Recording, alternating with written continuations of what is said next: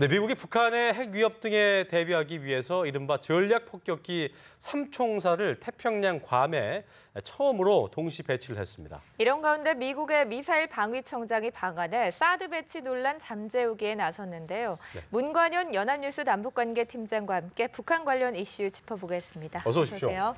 안녕하십니까? 네, 미국의 제임스 시링 미사일 방어청장이 방한을 했습니다. 사드 배치로 인한 여러 가지 논란들을 좀 잠재우겠다 이런 의미인 것 같은데요. 대담에 앞서서 먼저 저 시링 청장의 주요 발언 내용을 좀 듣고 관련 이야기 나눠보겠습니다. 함께 보시죠. The testing that MDA has done with the THAAD system has progressed from short-range ballistic missiles to medium-range ballistic missiles up to next year, including intermediate-range ballistic missiles. Only information from that system will be shared with the U.S. and the Republic of Korea. It will not be disseminated into the wider missile defense network. 네, 시링 청장의 발언 함께 보셨는데 이게 어떻게 보면 미국 미사일 관련돼서는 최고 수장이잖아요. 이분이 방한을 했다는 거는 뭐 사드에 대한 논란에 마침표를 찍기 위해서다. 여러 가지 좀 해석들이 나오고 있는데 일단 미국 MD 체계 수장이 이 시점에 방한한 의미를 좀 짚어봐야 될 것 같습니다. 네, 지난달 말에는 에릭 패닝 미 육군 장관이 네. 방금 보신 것처럼 이번 주 수요일과 목요일에는 미국의 미사일 방어 전략을 총괄하는 제임스 시링 미사일 방어청장이 그리고 로버트 브라운 미 육군 태평양 육군 사령관이 최근 한국을 방문했습니다. 네네. 이처럼 미 육군의 최고위층이 보름 동안 한반도를 한꺼번에 방문하는 것은 이제 우연의 일치라고 보기는 좀 어렵고요. 예. 모두 한반도 사드 배치 결정을 둘러싼 행보들로 이제 볼 수가 있겠습니다. 네. 특히 이 가운데 방금 보신 미국의 미사일 방어 MD 정책을 총괄하는 자리에 있는 시링 청장 같은 경우에는 우리 한국 언론들과의 인터뷰를 통해서 적극적으로 사드 배치를 둘러싼 논란에 대해서 입장을 설명을 했습니다. 예. 한국이 사드 도입을 계기로 해서 미국의 MD 체계에 편입하는 것이 아니냐 이런 지적들이 많이 나왔었는데요. 미군이 현재 운영하고 있는 범세계적인 미사일 방어 체계 이 MD에는 절대로 포함되지 않을 것이라고 선을 그었습니다. 예. 그리고 또 사드가 13차례 요격 시험을 했었는데요. 모두 다 시험에 표적을 성공적으로 맞췄다고 강조를 해서 네. 사드의 유용성 논란에 일단 진화에 나섰고요. 예. 그리고 이제 내년 같은 경우에는 중거리 미사일에 대해서도 요격 실험을 할 것이다. 이렇게 밝혔는데 미사일의 사거리로 봤을 때는 3,000에서 약 5,500km라고 얘기를 했기 때문에 북한이 최근에 시험 발사에 성공했다고 주장하는 무수단 미사일에 대해서도 네. 내년에는 이제는 대응에 나설 것임을 이제 시사를 한 걸로 볼 수가 있겠습니다. 네. 이렇게 시링 청장이 직접 나서서 해명을 했지만 기존의 논란을 잠재우기에는 좀 부족하다. 또 기존의 해명을 반복했다라는 분석들도 있습니다. 성주 군민들 그리고 중국의 반발까지 무마시킬 수 있는 정도의 해명이었나 이 부분에 의문을 갖던데요. 어떤 분석들이 나옵니까? 네, 제가 방금 전에 말씀드린 두 가지에 포함을 해서 이 시링 청장의 해명은 크게 이제 4가지 정도로 분류할 수 있는데 네네. 나머지 한 가지 궁금한 것이 과연 중국이 네. 우려하는 레이더 작동에 관한 부분입니다. 이거에 대해서는 현재 많이 알려져 있는 것처럼 성주에 배치할 예정인 사드 레이더 같은 경우에는 전방 배치 모드가 아니고 종말 모드다 이렇게 설명을 하고 있습니다. 그렇기 때문에 이 전방 배치와 종말 모드를 아주 짧은 시간에 전환할 수도 있다는 것이 기계적으로는 또는 이제 물리적으로는 가능하다는 점은 인정을 하고 있지만 네네. 한반도에 이제 사드를 배치하는 목적은 근본적으로 북한의 탄도 미사일을 요격하는 것이다. 이렇게 못을 박았습니다. 다시 말씀드리면은 중국과 러시아를 겨냥한 그리고 이들을 향해서 설치가 되는 무기 체계가 아니란 점을 또 거듭 강조를 했습니다. 그리고 만약에 그렇다면은 이제 북한의 핵과 미사일의 위협이 한반도에서 사라지면은 사드를 철수할 것인가에 대해서 또 집요하게 또 기자들의 질문이 이어졌는데요. 네. 이러한 또 질문에 대해서는 자기가 대답할 이치에 있지 않다. 이렇게 또 즉답을 피해가는 그런 모습을 또 볼 수가 있습니다. 그리고 이 관심을 끌고 있는 게 사드의 레이더의 작동 거리가 지금 논란이 되고 있는데요. 방금 말씀드렸던 전방 배치 모드는 약 1,000km, 그러니까 한반도 성주에 배치할 경우에는 중국의 산둥반도의 일부를 걸칠 수 있는 그 거리라고 볼 수가 있는데요. 예.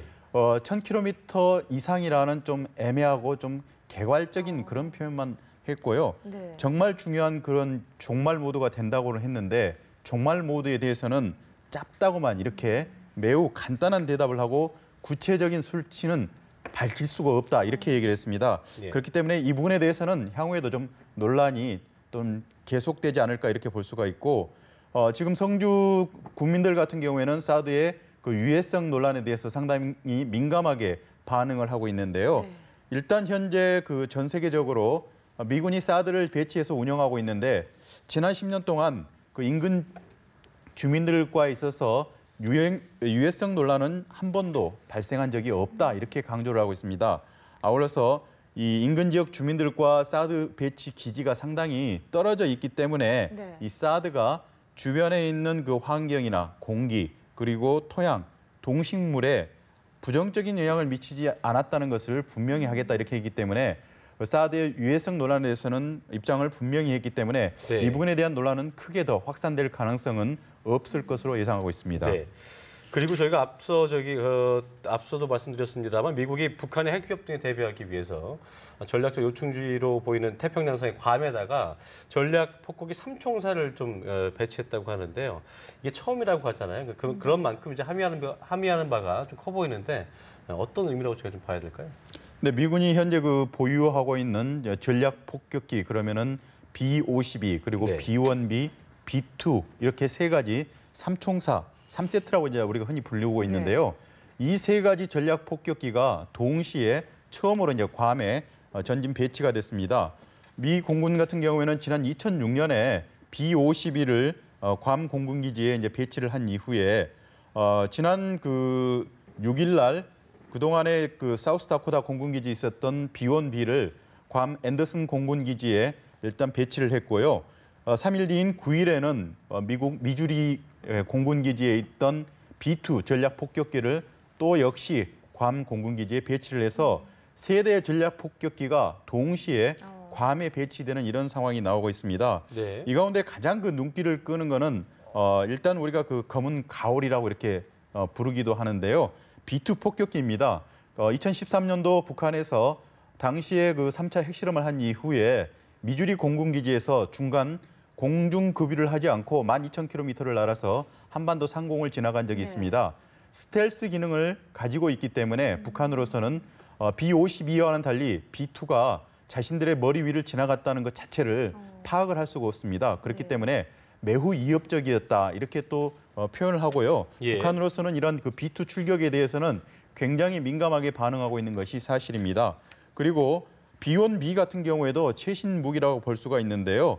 이런 경우는 지금 북한으로서는 상당히 위협을 느낄 수밖에 없고 지난 그 80년대 실전 배치가 됐던 이 B-1B 같은 경우에는 고도 15km 이상을 날아서 마 1.25로 나르고 있습니다. 그렇기 때문에 기존의 B-52나 B-2가 가진 것보다 굉장히 빠른 속도로 움직이고 또 핵폭탄과 정밀 유도탄들을 장착을 하고 작전을 할 수가 있기 때문에 북한으로서는 굉장히 위협을 느낄 수밖에 없는 이러한 3종 세트가 북한을 위협할 수 있는 문턱이라고 할 수 있는 태평양 괌 기지에 배치됐기 때문에 민감하게 반응할 수밖에 없다 이렇게 볼 수 있겠습니다. 예. 네. 북한에게는 상당히 위협적인 무기인데요. 말씀대로 민감하게 반응을 했습니다. 그 B-2 폭격기의 괌 배치에 대해서 강하게 비난했는데 북한의 보도 내용 잠시 들어보시죠. 네.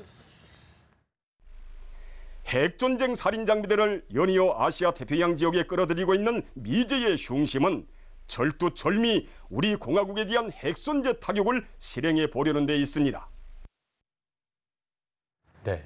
네, 계속해서 위협 발언을 하고 있는 모습인데 이번 달 말부터 또 을지훈련이 시작되는 만큼 북한이 위협에서만 그치지 않고 실제적 도발을 할 가능성도 우려가 되고 있는 상황인데 어떤 전망들이 나옵니까? 네, 북한이 먼저 심리적으로 굉장히 동요했다 이렇게 결론을 지을 수가 있는데요. 예, 예. 일단 그 B-2 전략 폭격기 세대가 괌에 배치된 거에 대해서는 네. 핵 선제 타격 이 부분을 언급했습니다. 이게 미국의 전유물이 아니다. 다시 말씀드리면은 북한도 핵 선제 타격을 할 수 있는 능력을 보유하고 있다. 이렇게 반발을 하고 있습니다. 그래서 현재 이 괌뿐만이 아니라 미국이 아시아 태평양 작전 지역의 모든 지역, 그러니까 괌 같은 경우에는 이 한반도에서 약 3,500km 정도 거리가 있는데요. 한반도에 있는 주한미군 기지, 그리고 가까운 곳에 있는 주일미군 기지, 그리고 태평양상에 있는 괌 공군 기지까지 모두 다 북한은 현재 자신들의 타격권 안에 있다, 이렇게 주장을 하고 있고, 타격권 안에 있는 이상 자신들도 선제 타격할 수 있다는 그런 주장을 현재 펼치고 있다, 이렇게 볼 수가 있습니다. 특히 방금 전에 지적하신 대로 네. 이러한 그 B2 배치가 이달 22일로 현재 예상이 되고 있는데요. 을지 프리덤 가디언 연습이 현재 예정이 돼 있는데, 이러한 한미 군사 훈련에 대해서는 특히 북한이 어떠한 그 훈련 중에 임의의 시간에 북한의 불의의 어떤 핵 타격 기회를 노릴 수 있다, 이렇게 항상 주장을 하고 있거든요.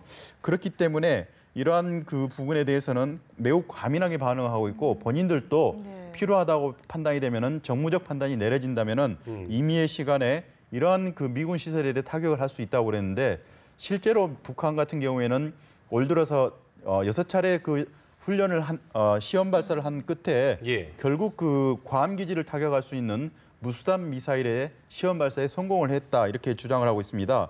그렇기 때문에 당시에 그 시험 발사를 직접 참관했던 김정은 노동당 위원장 같은 경우에도 태평양에 있는 작전 지역 안에 있는 네. 그러한 그 미국의 그 시설에 대해서는 전면적이고, 그리고 현실적으로 공격할 수 있는 능력을, 이제는 확실한 능력을 북한이 확보했다, 이렇게 또 평가를 했기 때문에 네. 북한으로서도 이 선제 타격할 수 있는 능력에 대해서는 어느 정도 자신감을 가질 수밖에 없는 국면이다, 이렇게 볼 수가 있겠습니다. 네. 네. 그렇기 때문에 북한에서는 주일 미군 기지뿐만이 아니라 이런 그 괌 미군 기지를 타격할 수 있는 그러한 사정거리를 확보할 수 있는 무수단 미사일까지 시험 발사에 성공을 했고요. 실제로 이러한 그 시설들이 또는 군사력들이 한반도에 들어올 경우에 주요 비행장과 그리고 항구를 타격할 수 있는 그런 훈련까지 했다, 이렇게 주장을 하고 있기 때문에 북한이 일단 그 을지 프리덤 가디언 훈련을 둘러싸고 굉장히 도발할 가능성은 높아지고 있는 것이 사실입니다. 이미 물리적으로는 힘을 확보를 한 상태이고, 이에 사용 여부에 대해서는 본인들이 결정을 할 수 있는 것은 본인들만 이제 내릴 수 있는 결론이기 때문에 이러한 위협에 대해서는 우리가 굉장히 긴장을 하고 정부적인 판단을 할 수밖에 없을 것 같습니다. 알겠습니다. 철저한 대비가 필요할 것 같습니다. 시선을 이제 북한 내부로 좀 더 들어가 보겠습니다. 북한이 서해에 이어서 동해에 있는 조업권까지 중국에 팔아넘긴 것으로 알려졌는데요. 김정은은 계속해서 인민 향상을 위한 수산업 증대를 독려하지 않았습니까? 그런데 이런 상황이 좀 앞뒤가 안 맞는 것 같은데요. 네, 맞습니다. 특히 이제 그 고향이 강원도 원산인 김정은 같은 경우에는 네. 주민 생활 향상에 있어서 특히 먹는 문제, 수산물을 확보하는 문제에 대해서 굉장히 많은 신경을 쓰고 관심을 기울이는 것을 우리가 확인할 수 있었습니다. 그렇지만 최근에 방금 말씀하신 대로 서해 북방 한계선 주변에 있는 그 서해상의 조업권, 네. 그리고 심지어는 동해상의 조업권까지 중국에 팔아넘긴 걸로 확인이 됐기 때문에 북한 주민들로서는 굉장히 어떻게 보면은 이제 설당이 없는 상태가 되고 있고 벼랑 끝으로 현재 몰리고 있는 것이 아닌가, 네. 이런 또 평가가 나오고 있습니다.